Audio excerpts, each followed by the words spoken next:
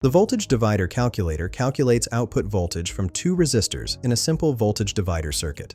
Let's look at the input fields. First, we have Input Voltage Vin in volts, where you enter your source voltage. Next is Resistor 1R1 in ohms for the first resistor value.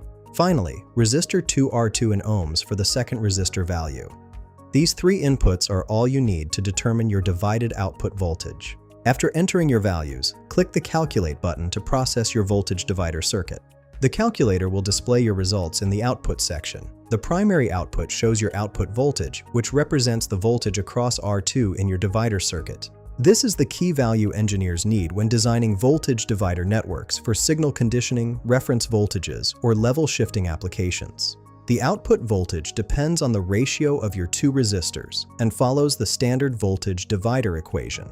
Remember that this assumes an ideal circuit with no load connected to the output. This tool saves time compared to manual calculations and helps prevent errors in your circuit design process. Find the link in the description below.